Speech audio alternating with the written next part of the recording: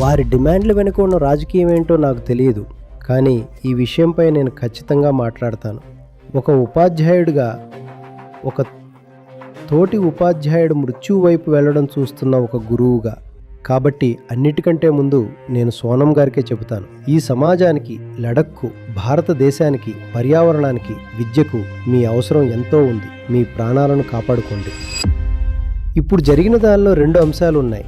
మొదటిది, వ్యవస్థ కుప్పకూలిపోయింది, paper leak అయింది. ఇది జరగకూడదు.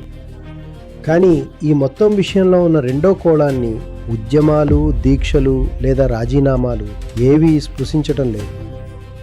దాని గురించి జంతర్ మంతర్లో చర్చ లేదు, పార్లమెంట్లోనూ లేదు. అసలు ఈ రెండో విషయం గురించి ఎవరూ ఎందుకు మాట్లాడటం లేదు? నేను ఆ రెండో విషయం గురించే చర్చించాలనుకుంటున్నాను. అదే చాలా ముఖ్యం. ఆచార్య గారు, ఈరోజు దేశంలో విద్యా వ్యవస్థపై తీవ్రమైన ప్రశ్నలు తలెత్తుతున్నాయి. నీట్, యూజీ పేపర్ లీక్ ఆరోపణలు, విద్యార్థుల ఆత్మహత్యలు, ఆ తర్వాత మొదలైన నిరసనలు దేశం దృష్టిని ఆకర్షించాయి. జంతర్ మంతర్ వద్ద విద్యార్థులు పోరాడుతున్నారు. సోనం వాంగ్చుక్ కూడా జవాబుదారీతనం కోసం దీక్ష చేస్తున్నారు. మీరు దీన్ని కేవలం పాలనాపరమైన వైఫల్యంగా చూస్తారా, లేదా ఇది మన విద్యా వ్యవస్థలో, సమాజంలో ఉన్న లోతైన సంక్షోభానికి సంకేతమా? ఇది సంక్షోభానికి సంకేతమే. విషయం చాలా తీవ్రమైనది. విషయం తీవ్రమైనది కాబట్టే దాన్ని లోతుగా అర్థం చేసుకోవాలి. తక్షణమే స్పందించాలని, ఒక ఇన్స్టెంట్ రియాక్షన్ ఇవ్వాలని మనకు అనిపిస్తుంది.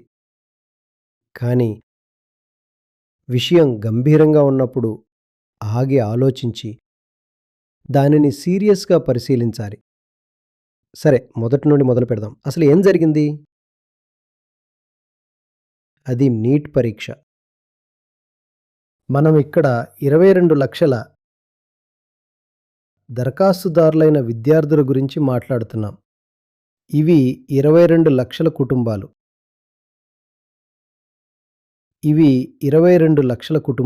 ఇది కేవలం పరీక్ష రోజు జరిగిన ఒక్కరోజు సంఘటన కాదు. ఈ విద్యార్థులు ఎవరో ఒకరు 2 ఏళ్ళు, మరికొందరు 4 ఏళ్ళు, కొందరైతే 5 ఏళ్ళు కూడా దీనిపైనే పెట్టారు. అంత సమయం కేటాయించారు. ఆట స్థలాలను వదులుకున్నారు. తమ బాల్యాన్ని త్యాగం చేశారు. వారు తమ సామాన్యమైన జీవితాన్ని వదులుకున్నారు. పండుగలు, వేడుకలు వదిలేశారు. మేము సర్వస్వం ఒడ్డుతామని, విజయం సాధించి చూపిస్తామని వారు అనుకున్నారు. వారికి విజయం అంటే ఏ అర్థం ఉన్నా దాని గురించి తర్వాత మాట్లాడుకుందాం.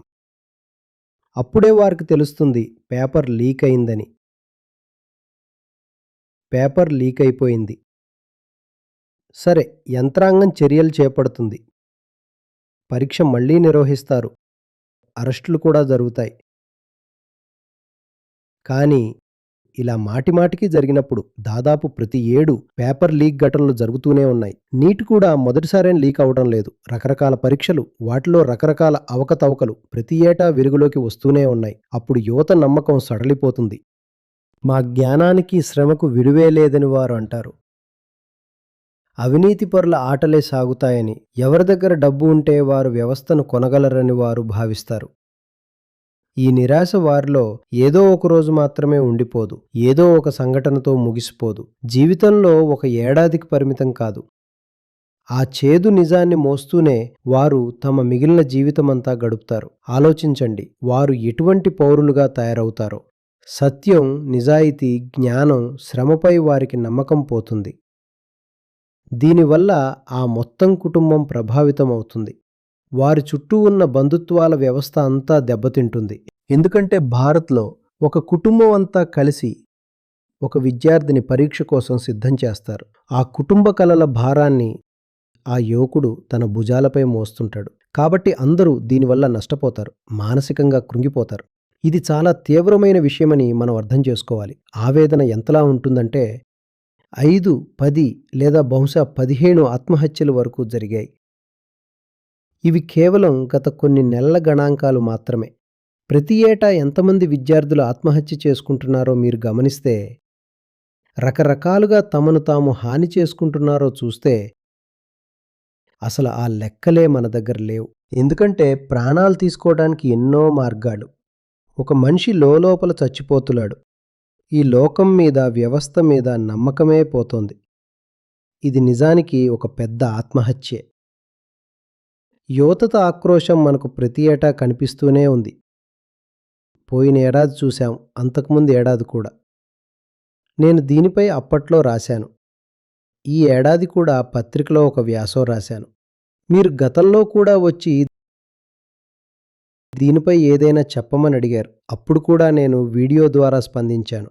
ఇది ప్రతి ఏటా జరుగుతూనే ఉంది. మనిషికి ఉన్న నమ్మకం సడలిపోతూనే ఉంది. యువత కొంచెం నిరసన తెలుపుతారు, కానీ మళ్ళీ మొదటికే వస్తుంది. అయితే ఈ ఏడాది మాత్రం ఏదో కొత్తగా జరిగింది. ఈ ఏడాది ఒక నమ్మదగ్గ మనిషి ముందుకొచ్చారు. నేను ఆయన్ని నమ్మదగ్గ వ్యక్తి అని ఎందుకు అంటున్నానంటే, నేను గమనించినంత వరకు నేను ఎవరి మనసును చదవలేను, కానీ ఆయన గతాన్ని పరిశీలిస్తే ఆయన ఒక చిత్తశుద్ధి కలిగిన వ్యక్తి అని అర్థమవుతుంది. నేను మాట్లాడుతున్నది సోనం వాంగ్చుక్ గారి గురించి. ఎడారి లాంటి ఎండిపోయిన చల్లని లడఖ్ ప్రాంతంలో నీటిని ఎలా పొదుపు చేయాలో నేర్పించారు. ఎక్కడైతే మన అధికారిక వ్యవస్థ విద్యను అందించలేకపోయిందో అక్కడ ఆయన పిల్లలను బడిబాట పట్టించారు. చదువు అంటే కేవలం బట్టి పట్టడం కాదని, చదువు అంటే సరైన జీవితాన్ని గడపటమని నిరూపించారు. వారికి అంతర్జాతీయ గౌరవాలు కూడా లభించాయి. కాబట్టి ఆయనను నమ్మడానికి మనకు తగినన్ని కారణాలున్నాయి. ఇప్పుడు ఆయన తన కొన్ని డిమాండ్ల కోసం నిరాహార దీక్షకు దిగారు. ఆ డిమాండ్ల వెనుక ఉన్న రాజకీయం ఏంటో నాకు తెలియదు. నాకు రాజకీయాలతో పెద్దగా సంబంధం లేదు. కానీ ఈ విషయంపై ఖచ్చితంగా మాట్లాడతాను. ఒక గురువుగా తన తోటి గురువు మరణం అంచులకు వెళ్లడం చూస్తూ ఊరికే ఉండలేను. మాట్లాడటం బాధ్యత. కాబట్టి ముందుగా సోనం గారికే చెప్తాను. మీరు ప్రాణాలతో ఉంటేనే దేశానికి ఎక్కువ సేవ చేయగలరు. మీ దీక్ష మొదలై 18 రోజులైంది. దయచేసి దీక్షను విరమించండి. ఈ సమాజానికి, లడఖ్కు, పర్యావరణానికి, విద్యారంగానికి మీ అవసరం ఉంది. మీ ప్రాణాలను రక్షించుకోండి. ఇది వాంగ్చుక్ గారికి నా విన్నపం. ఆయన భారత ప్రభుత్వంతో మాట్లాడాలని కోరుకుంటున్నారు కాబట్టి ప్రభుత్వానికి కూడా నా విన్నపం ఒక్కటే. దయచేసి మాట్లాడండి. ప్రజాస్వామ్యమే రాజకీయాలకు ధర్మం. ఆ ధర్మానికి కొన్ని విలువలు ఉంటాయి. నిగ్రహం, గౌరవం, చర్చలు మరియు మర్యాద. చర్చలు జరపడంలో తప్పేముంది? దానివల్ల నష్టమేమీ లేదు కదా. ఒక గౌరవనీయ పౌరుడు కేవలం ప్రభుత్వంతో మాట్లాడడం కోసం తన ప్రాణాలను పణంగా పెట్టాల్సి రావడం ప్రజాస్వామ్యానికే అందం కాదు. ఇక్కడి వరకు ఈ ఉద్యమం గురించి మాట్లాడాను. మీరు మీడియా నుండి వచ్చారు కాబట్టి నేను ఇంతటితో ఆగిపోతానని మీరు అనుకోవచ్చు. ఎందుకంటే మీరు ఈ సమస్యను అంతవరకే చూడగలుగుతున్నారు. మీ ప్రశ్నలో కూడా ఉద్యమం గురించి, అక్కడ జరుగుతున్న దాని గురించే ఉంది. కానీ నేను చెప్పినది అసలు సమస్యలో సగం కూడా లేదు. అసలైన విషయం ఇంకా చెప్పాల్సి ఉంది. ఆ అసలైన విషయం ఏంటో మళ్ళీ చూద్దాం. అసలు ఏం జరిగింది? జరిగిన దానిలో 2 అంశాలున్నాయి. మొదటి విషయం గురించి మనం చాలా చర్చిస్తూనే ఉన్నాం. కానీ రెండో విషయం అత్యంత ముఖ్యమైనది, కానీ అది దాగి ఉంది. ఆ 2 విషయాలను మీ ముందుకు తెస్తాను. మొదటిది ఏమిటంటే, ఇది వ్యవస్థ వైఫల్యం. వ్యవస్థ కుప్పకూలింది. ఇది విద్యా వ్యవస్థ. జరగకూడని విధంగా ఒక పేపర్ లీక్ అయింది. అది అస్సలు జరగకూడదు. మీ పరీక్షా విధానం, మీ అడ్మినిస్ట్రేషన్ ప్రక్రియలు ఏవైతే ఉన్నాయో వాటిలో స్పష్టమైన బీటలు కనిపిస్తున్నాయి. ఆ బీటలు ఇప్పటివి కావు. అవి మాటిమాటికి బయటపడుతూనే ఉన్నాయి. ఆ లోపాలను చూసి మనమంతా ఆగ్రహంతో ఉన్నాం. ఆ లోపాలను సరిదిద్దాలని కోరుకుంటున్నాం. కానీ ఈ మొత్తం వ్యవహారంలో ఉన్న రెండవ కోణాన్ని ఉద్యమాలు, దీక్షలు లేదా రాజీనామాలు ఏవీ స్పృశించడం లేదు. దాని గురించి జంతర్ మంతర్లో చర్చ లేదు, పార్లమెంట్లోనూ లేదు. నేను ఆ రెండో అంశాన్ని మీ ముందుకు తీసుకురావాలనుకుంటున్నాను. ఎందుకంటే ఆ రెండో పక్షం గురించి ఎవరు మాట్లాడడం లేదు. మొదటిది పేపర్ లీక్ అయింది సరే, ఇప్పుడు రెండో విషయం వినండి. ఒక పేపర్ లీక్ అవ్వడం అనేది ఒక విద్యార్థి, ఒక యువకుడు ప్రాణం కంటే ఎలా ఎక్కువైపోయింది? ఇది ఎలా సాధ్యం? డజనుకు పైగా యువకులు ప్రాణాలు కోల్పోయారని వార్తలు వస్తున్నాయి. రిపోర్ట్స్ ప్రకారం వారు ఆత్మహత్య చేసుకున్నారు. ప్రతి ఏటా ఇలాగే ఈ పోటీ పరీక్షల ఒత్తిడికి తలలొగ్గి వందలాది మంది కాకపోయినా కనీసం డజన్ల కొద్దీ యువకులు ప్రాణాలు తీసుకుంటున్నారు. పేపర్ లీక్ అవ్వడం ఒక విషయం, కానీ ఆ పేపర్ లీక్ అవ్వడం అనేది ఎంత పెద్ద విషయం ఏందంటే దానికోసం యువకులు ప్రాణాలిచ్చే స్థాయికి వెళ్ళారు. ఇది అసలు విషయం. ఈ రెండో విషయం గురించి ఎవరూ ఎందుకు మాట్లాడటం లేదు? నేను ఈ విషయం గురించే చర్చించాలనుకుంటున్నాను. అదే చాలా ముఖ్యం. ఒక ర్యాంక్ విలువ మన ప్రాణం కంటే ఎక్కువ అని మన యువతకు ఎవరు నేర్పారు? ఒక కాంపిటీటివ్ ఎగ్జామ్ పాస్ అవ్వడమే జీవితాన్ని నిర్ణయిస్తుందని వారికి ఎవరు చెప్పారు? ఎవరు నేర్పారు అసలు? పేపర్ లీక్ అయింది సరే, ఇదేదో బయట జరిగిన సంఘటనలా మనం చూస్తున్నాం. వ్యవస్థలో ఎవరో దళారీ కూర్చుని పేపర్ లీక్ చేశాడని అంటున్నాం. పేపర్లు ఊరికే లీక్ అవ్వవు. అర్థం చేసుకోండి. లీక్ చేసేవాడు ఉన్నప్పుడు ఆ లీక్ అయిన పేపర్లు భారీ ధర పెట్టి కొనడానికి ఎవరో ఒకరు సిద్ధంగా ఉన్నప్పుడే అది సాధ్యం. కొన్ని వేల సీట్ల కోసం 22 లక్షల మంది పోటీ పడుతున్నప్పుడు ఒక పెద్ద తొక్కిసలాట జరుగుతుంది. అప్పుడు దళారులు పుట్టుకొస్తారు. నేనేమంటున్నానంటే అంతమంది పిల్లలను మనం ఎందుకు బలవంతం చేస్తున్నాం? వారందరినీ ఒకే దిశలో ఎందుకు తోస్తున్నాం? ఈ ఒత్తిడి ఎక్కడి నుండి వచ్చింది? పేపర్ లీక్ అనేది ఇంత పెద్ద విషయంగా మారిందంటే దానికి అర్థశాస్త్ర సూత్రం ఉంది. డిమాండే ఇక్కడ సప్లైని సృష్టిస్తోంది. ఒకవేళ కొనేవాళ్లే లేకపోతే పేపర్ అమ్మేవాడు ఉన్నా కూడా ఇది ఇంత పెద్ద కుంభకోణం అయ్యేది కాదు. కానీ ఈరోజు మీరు చూస్తే విద్యార్థి జీవితం కేవలం ఒక రిజల్ట్ పైనే ఆధారపడి ఉంటుందని కోచింగ్ సెంటర్లు, టీచర్లు, తల్లిదండ్రులు, స్వయంగా విద్యార్థులు కూడా నమ్ముతున్నారు. అవినీతి అధికారులు, దళారులు అందరూ కలిసి ఒకే మాట చెప్తున్నారు. ఈ మార్కెట్ అంతా సిద్ధంగా ఉంది. పేపర్ లీక్ అవ్వడం అనేది ఏదో ప్రమాదం కాదు. ఈ మార్కెట్ తయారు చేసిన ఒక ప్రోడక్ట్ అది. ఒకడు అమ్మడానికి సిద్ధం, ఒకడు కొనడానికి సిద్ధం. ఎందుకంటే ఇద్దరూ ఒకే విషయాన్ని నమ్మారు. ఈ పేపర్ విలువ జీవితం కంటే ఎంతో ఎక్కువని. నా బిడ్డకి ఈ పేపర్ దొరికితే చాలు, వాడి లైఫ్ సెటిల్ అయిపోతుంది, లోకానికి గర్వంగా చెప్పుకోవచ్చు అని తల్లిదండ్రులు అనుకుంటున్నారు. ఒకవేళ ఆ ఎగ్జామ్ పాస్ అవ్వకపోతే వాడు ఇంట్లోనూ బయట చులకనైపోతాడని భయం. ఈ మార్కెట్ని ఎవరు సృష్టించారు? ఆ దళారి మాత్రమే కాదు, ఏ మంత్రిత్వ శాఖో కాదు. ఇందులో అందరి భాగస్వామ్యం ఉంది. కానీ ఈ విలువల వ్యవస్థ అన్నీ వదిలేసి కేవలం పరీక్ష కోసమే బ్రతుకు అనే ఈ సూత్రం ఇంట్లోనే తయారైంది. చుట్టాల మధ్య, తల్లిదండ్రుల నిఘాలోనే ఇది మొదలైంది. పిల్లలపై ఇంత ఒత్తిడి ఎవరు తెచ్చారు? నేను తల్లిదండ్రులనే అడుగుతున్నాను. మీ ఇంట్లో ఒక అందమైన బిడ్డ పుట్టాడు. అతడిని కేవలం ఒక ఎంట్రన్స్ ఎగ్జామ్ ప్రాజెక్టుగా ఎప్పుడు మార్చేశారు? ఎందుకు అలా చేశారు? ఎందుకు అంత ప్రెజర్ పెట్టారు?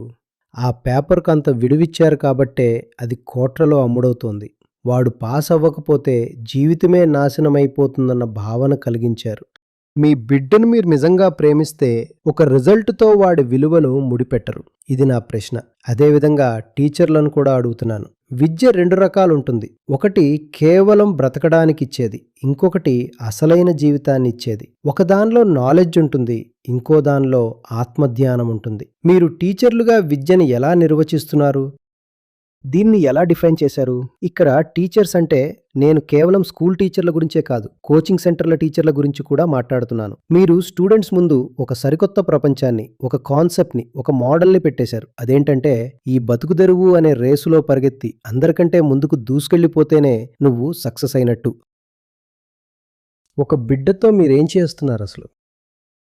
మీరేం చేస్తున్నారు? వాడిని కేవలం డబ్బు సంపాదించే ఒక పరికరంగా మార్చేశారు. ఎందుకంటే దానివల్ల మీకు లాభం ఉంది. మీరు చదువు అంటే కేవలం ఒక వృత్తి విద్య అని అర్థం మార్చేశారు. చదువు అంటే ఇక వ్యక్తిత్వ వికాసం కాదు. చదువు అంటే ఇప్పుడు ఒక వ్యక్తిని అణిచివేయటం, ఒక మనిషిని నాశనం చేయటం కూడా పర్వాలేదు అన్నట్టుగా ఉంది. ఏమైనా జరగచ్చు. ఆ విద్యార్థి, ఆ యువకుడు, ఆ బిడ్డ నాశనమైపోతున్నా మీకు అనవసరం. మీకు కావాల్సింది కేవలం ఆ ఎంట్రన్స్ ఎగ్జామ్ రిజల్ట్ మాత్రమే. మీరు టీచర్లు, మీరేం చేస్తున్నారో తెలుసా? నేను అడుగుతున్నాను. తల్లిదండ్రులను, టీచర్లను అడిగినట్టే ఇప్పుడు నేను విద్యార్థులను అడుగుతున్నాను. అవును, మీరు పోరాడుతున్నారు, మంచిదే. మీకు న్యాయం జరగాలని అడుగుతున్నారు, పరీక్షలు పారదర్శకంగా ఉండాలని కోరుతున్నారు. అది మీ హక్కు. ఖచ్చితంగా న్యాయం జరగాలి. మీరు అడగాలి కూడా. తప్పకుండా. కానీ నేను మిమ్మల్ని ఒకటే అడుగుతాను. మీరు జీవితం నుండి కోరుకుంటున్న కోరికలు, ఆ కోరికల వెనుక ఉన్న మీ కలలు, అసలు ఆ కలలను మీకు ఎవరిచ్చారు? నేను జీవితంలో ఏదైనా కావాలని కోరుకున్నప్పుడు దాని వెనుక భవిష్యత్తు గురించి ఒక ఊహ ఉంటుంది. నా భవిష్యత్తు ఇలాగే ఉండాలని నేను అనుకుంటాను. అందుకే ఆ గమ్యాన్ని చేరడానికి నేను అడుగులు వేస్తాను. కానీ మీరు సిద్ధం చేసుకున్న ఆ భవిష్యత్తు నమూనా, అది మీకు ఎవరు ఇచ్చారో ఒక్కసారి ఆలోచించండి. అది మీ సొంతం కాదు అని చెప్పడానికి నా దగ్గర ఒక రుజువు ఉంది. ఒకవేళ అది మీదే అయితే ఒక్క సీటు కోసం 10,000 మంది ఎందుకు పరిగెత్తుతారు? 10,000 మందికి ఒకే రకమైన కల ఉండటం ఎలా సాధ్యం? అసలు అలా ఎలా జరుగుతుంది? మరి మీకంటూ ఒక వ్యక్తిత్వం ఉండక్కర్లేదా? ఖచ్చితంగా ఒక సీటు కోసం 10,000 మంది ఎగబడుతున్నారంటే ఆ కల మీలో ఎవరిదీ కాదు. అది ఎక్కడి నుండో దిగుమతి అయిన కల. అది ఎవరో మీ బుర్రలో చొప్పించిన కల. అది ఒక ఇంప్లాంటెడ్ కోరిక. మీలో ఎవరో ఆ కోరికను నూరిపోశారు. అది ఎవరో మీకు తెలుసు. మన వ్యవస్థ, పెరిగిన వాతావరణం, స్కూళ్ళు, కోచింగ్ సెంటర్లు, మీడియా అంతా కలిసి మీలో ఆ కోరికను నింపేశాయి. మన భోగవాద సంస్కృతి వల్ల మీ అందరికీ అవే ఆలోచనలు వచ్చాయి. మీరు యూనిక్ పౌరులమని చెప్పుకుంటారు కదా, మరి అందరూ ఒకే దారిలో ఎందుకు పరిగెడుతున్నారు? ఇది విద్యార్థులకు నా ప్రశ్న. మీరు విషయం అర్థం చేసుకుంటున్నారు కదా? చూడండి, సమస్య మూలాల్లోకి వెళ్ళనంత వరకు ఇలాంటి ఘటనలు జరుగుతూనే ఉంటాయి. మనం అసలైన కారణాన్ని కనిపెట్టాలి. సిస్టంలో ఉన్న అవకతవకలకు వ్యతిరేకంగా పోరాడొద్దు అని నేను అనడం లేదు. పోరాడండి. బయట న్యాయం జరగాలి, కానీ లోపల అవగాహన ఉండాలి. బయట న్యాయం కోసం మీరు పోరాడుతున్నారు. అది చాలా మంచి విషయం. కానీ లోపల గనక అవగాహన లేకపోతే బయట మీరు ఎన్ని మార్పులు తెచ్చినా చివరికి ఏదీ మారలేదని మీకు అర్థమవుతుంది. పరిస్థితులు అలాగే పాతవిగానే ఉండిపోతాయి. కేవలం పేర్లు, రూపాలు మరియు బట్టలు మాత్రమే మారుతాయి. అసలు విషయం పాతదే ఉండిపోతుంది. చూడండి, మనం భారతీయులం. మన దేశంలోని జ్ఞానులు ఎప్పటినుండో ఒక మాట చెబుతున్నారు. పూసల మాల తిప్పుతూ యుగాలు గడిచినా మనసు మారలేదు. చేతిలోని మాల వదిలి మనసును మార్చుకో అని. అంటే అర్థమేమిటి? ఆయన ఏమన్నారంటే, కేవలం బయట పనులు చేయడం వల్ల, ఈ తిప్పడం వల్ల విషయం ఎంతో దూరం వెళ్ళదు. చేతిలో ఉన్నవి అంటే బయట ఉన్నవి అని. అంటే మీరు మార్చాలనుకుంటున్న ఈ సిస్టమ్ను మీరు మార్చండి. అది అత్యుత్తమంగా ఉండాలి. దానిలో ఎటువంటి సందేహం లేదు. కానీ గుర్తుంచుకోండి, ఈ వ్యవస్థను తయారు చేసింది మనమే. మనం లోపల సరిగ్గా లేనప్పుడు బయట ఒక మంచి వ్యవస్థను కట్టినా మనం ఏం చేస్తామో తెలుసా? పగలు మంచి వ్యవస్థను కడతాం, కానీ రాత్రికి రాత్రే ఆ వ్యవస్థలో దొంగదారులను వెతికి బయటకు పోతాం. ఎందుకంటే దాన్ని కట్టింది మనమే, దాన్ని కూల్చేది మనమే. మనం గనక లోపల నుండి మారకపోతే ఇక వ్యవస్థాపరమైన మార్పుల వల్ల పెద్ద ప్రయోజనం ఏమీ ఉండదు. కాబట్టి నా 3 విన్నపాలు. సోనం గారికి, దయచేసి మీ జీవితానికి విలువ ఇవ్వండి. దయచేసి మీ దీక్షను విరమించండి. మీ ప్రాణం దేశానికి చాలా ముఖ్యం. మీరు ప్రాణాలతో ఉంటేనే భారత్కు ఇంకా మెరుగైన సేవ చేయగలరు. ప్రభుత్వానికి నా విన్నపం, దయచేసి చర్చలు జరపండి. సంభాషణ అనేది ఒక సత్ప్రవర్తనకు నిదర్శనం. చర్చలు మర్యాదకు చిహ్నం. దయచేసి మాట్లాడండి. మరియు భారత్కు నా ఆఖరి ప్రశ్న. భారత్కు నా విజ్ఞప్తులేవి లేవు. నా దగ్గర కేవలం ప్రశ్నలు మాత్రమే ఉన్నాయి. ఏదైనా ఘటన జరిగినప్పుడు మనకు కేవలం దాని బయటి కోణమే ఎందుకు కనిపిస్తుంది? ఆ ఘటనకు మూలమైన అంతర్గత కారణం మనకెందుకు అర్థం కాదు? ఎదుటివారిపై వేలు చూపడానికి మనం ఎంతో ఆతృత చూపిస్తాం. వారే బాధ్యులు అని చెప్పేస్తాం. బయటివారు బాధ్యులే కావచ్చు, నేను కాదనడం లేదు. తప్పకుండా వారు బాధ్యులే. కానీ వారు ఎంత బాధ్యులో లోపల ఉన్న మనం కూడా అంతే బాధ్యులం అని ఒప్పుకోవడానికి మనకు నిజాయితీ ఉందా? లోపల ఉన్న దానినే అహంకారం అంటారు. దానిని దారికి తెచ్చే మార్గాన్నే ఆత్మజ్ఞానం అంటారు. మనకు విద్య కావాలి, కానీ అది కేవలం వృత్తి విద్య మాత్రమే కాదు. మనకు మన గురించి తెలిసే విద్య కావాలి.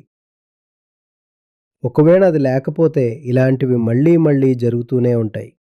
మన పిల్లల ప్రాణాలు, మన విద్యార్థుల ప్రాణాలు పోతూనే ఉంటాయి. ఒక్కోసారి ఒక్కో కారణం ఉండొచ్చు. అప్పుడు మనం పాత సమస్యను పరిష్కరించామనుకుంటాం, కానీ అది కొత్త రూపంలో మళ్ళీ వస్తుంది. లేదు, ఆ కారణం పాతదే, కొత్త వేషం వేసుకుని వస్తుంది.